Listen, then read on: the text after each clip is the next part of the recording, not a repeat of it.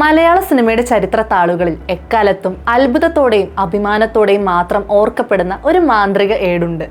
1984 പുറത്തിറങ്ങി തിയേറ്ററുകളിൽ അത്ഭുതത്തിന്റെ വിസ്മയലോകം തീർത്ത മൈ ഡിയർ കുട്ടിച്ചാത്തൻ എന്ന ചലച്ചിത്രം ഇന്ത്യയിലെ ആദ്യത്തെ ത്രിമാന ചിത്രം. ഈ സിനിമ സൃഷ്ടിച്ച തരംഗം സമാനതകളില്ലാത്തതായിരുന്നു. കടലാസ് ഫ്രെയിമിലുള്ള ചുവപ്പും നീലയും ഗ്ലാസുള്ള കണ്ണടകൾ വെച്ച് തിയേറ്ററിലിരുന്ന പ്രേക്ഷകർക്ക് നേരെ തീപ്പന്തങ്ങളും അമ്പുകളും പാഞ്ഞെടുത്തപ്പോൾ സ്ക്രീനിൽ നിന്ന് കഥാപാത്രങ്ങൾ തങ്ങളുടെ അടുത്തേക്ക് ഇറങ്ങി വരുന്നു എന്ന് അവർക്ക് തോന്നി.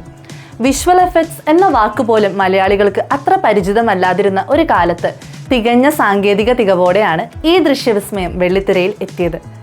നവോദയ അപ്പച്ചൻ എന്ന അതുല്യനായ നിർമ്മാതാവിൻ്റെയും ജിജോ പുന്നൂസ് എന്ന ക്രാന്തദർശിയായ സംവിധായകന്റെയും ദീർഘവീക്ഷണമാണ് ഈ സിനിമയുടെ പിറവിക്ക് പിന്നിൽ. ഹോളിവുഡിൽ പോലും ത്രിമാന സാങ്കേതിക വിദ്യ വലിയ പ്രചാരം നേടിയിട്ടില്ലാത്ത ഒരു കാലഘട്ടത്തിലാണ് ഒരു മലയാള സിനിമയിലൂടെ അവർ ഇന്ത്യ മുഴുവൻ അമ്പരപ്പിച്ച ഈ പരീക്ഷണം നടത്തിയത്.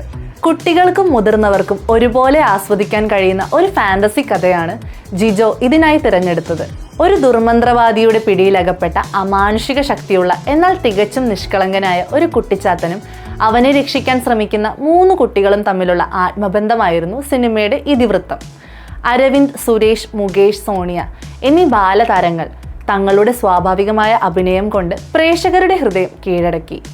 തന്ത്രവിദ്യകളിലൂടെ കുട്ടിച്ചാത്തനെ സ്വന്തമാക്കാൻ ശ്രമിക്കുന്ന ക്രൂരനായ ദുർമന്ത്രവാദിയും കുട്ടികളുടെ വിദ്യാലയത്തിലെ രംഗങ്ങളുമെല്ലാം സിനിമയെ കൂടുതൽ രസകരമാക്കി. ചിത്രത്തിലെ ഓരോ രംഗവും പ്രേക്ഷകരെ വിസ്മയിപ്പിക്കുന്ന രീതിയിലാണ് ഒരുക്കിയിരുന്നത്. ചുവരിലൂടെ നടന്നു നീങ്ങുന്ന കുട്ടിച്ചാത്തനും ആരും അറിയാതെ ഐസ്ക്രീം എടുത്ത് നൽകുന്നതും ഇളനീർ തനിയെ ഒഴുകി വരുന്നതുമായ മാന്ത്രിക കാഴ്ചകൾ അക്കാലത്തെ കുട്ടികളെ വല്ലാതെ സ്വാധീനിച്ചു. കമ്പ്യൂട്ടർ ഗ്രാഫിക്സ് ഇല്ലാതിരുന്ന ആ കാലത്ത് ക്യാമറ ട്രിക്കുകളിലൂടെയും ഒപ്റ്റിക്കൽ ഇല്യൂഷനിലൂടെയുമാണ് ഈ അത്ഭുതങ്ങളെല്ലാം യാഥാർത്ഥ്യമാക്കിയത് എന്നത് ഇന്നത്തെ തലമുറയ്ക്ക് ഒരുപക്ഷെ വിശ്വസിക്കാൻ കഴിഞ്ഞെന്ന് വരില്ല. ഇതിനൊപ്പമാണ് സംഗീത രാജാവ് ഇളയരാജ ഒരുക്കിയ ഗാനങ്ങൾ എത്തിയത്. ആലിപ്പഴം പെറുക്കാൻ എന്ന ഒരൊറ്റ ഗാനം മതി മൈ ഡിയർ കുട്ടിച്ചാത്തൻ സൃഷ്ടിച്ച മാന്ത്രികതയുടെ ആഴം മനസ്സിലാക്കാൻ. ആ ഗാനരംഗത്തിലെ ദൃശ്യങ്ങൾ ത്രിമാന സാങ്കേതിക വിദ്യയുടെ ഏറ്റവും മനോഹരമായ ഉപയോഗങ്ങളിൽ ഒന്നായിരുന്നു. ഒരു കാലഘട്ടത്തിന് മാത്രം അത്ഭുതമായി ഒതുങ്ങി നിൽക്കാൻ ഈ സിനിമയ്ക്ക് കഴിഞ്ഞിരുന്നില്ല. പിന്നീട് പലപ്പോഴായി സാങ്കേതിക വിദ്യയുടെ പുതിയ മാറ്റങ്ങൾക്കനുസരിച്ച് ചിത്രം നവീകരിച്ച് പുറത്തിറക്കിയിരുന്നു.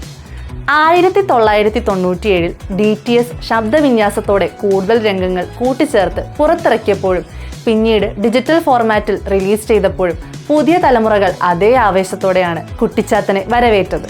ഛോട്ടാ ചേതൻ എന്ന പേരിൽ ഹിന്ദിയിലേക്ക് മൊഴിമാറ്റം ചെയ്യപ്പെട്ട ചിത്രം ഉത്തരേന്ത്യയിലും വലിയ വിജയമായി മാറി. ഇന്ത്യൻ സിനിമയുടെ സാങ്കേതിക വളർച്ചയെക്കുറിച്ച് പഠിക്കുന്ന ഏതൊരാളും ആദ്യം എടുത്തു പറയുന്ന പേരുകളിൽ ഒന്ന് നവോദയയുടെ ഈ കുട്ടിച്ചാത്തൻ്റെതായിരിക്കും.